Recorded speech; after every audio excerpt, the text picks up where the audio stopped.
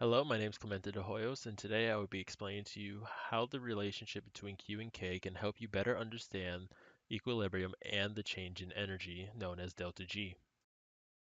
To first start, we have to define what the variables we will be looking at are. Q is the reaction quotient and is the ratio of your concentration of products with your concentration of reactants. Q can be calculated at any point during the reaction and is not limited to the equilibrium point like K. It can also be a very valuable tool in determining which direction the reaction is going, whether it be going forward towards the products or in reverse towards the reactants. Now, taking a look at K, this is your equilibrium constant. Similar to Q, this is the ratio of your concentration of products and concentration of reactants, but rather than being at any point during the reaction, this can only be applied to the equilibrium point. K, as stated, can only be used at the equilibrium point, and unlike Q, is not a very good indicator of which direction the reaction is going.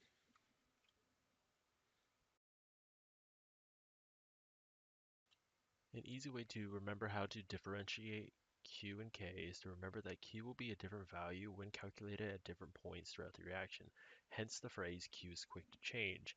K, however, will remain the same throughout the entirety of the reaction unless the temperature is changed.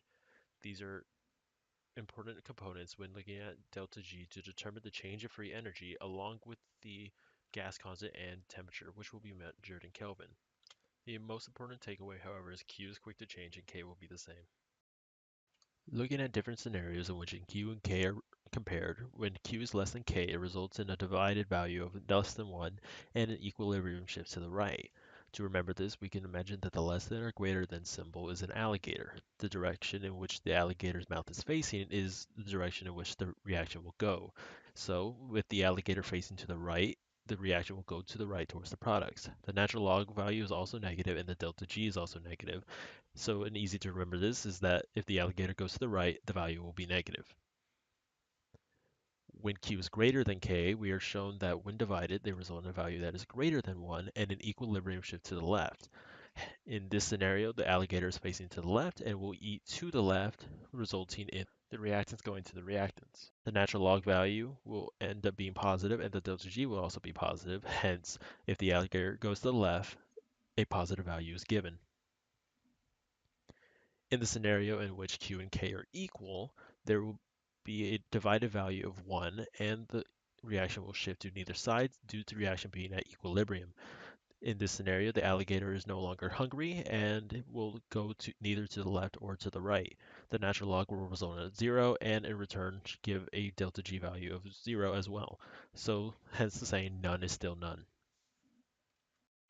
Thank you for watching the video, and I hope it was very helpful in helping you understand the comparisons of Q and K. And remember that the alligator will help you ultimately determine the direction of the reaction. Thank you for watching.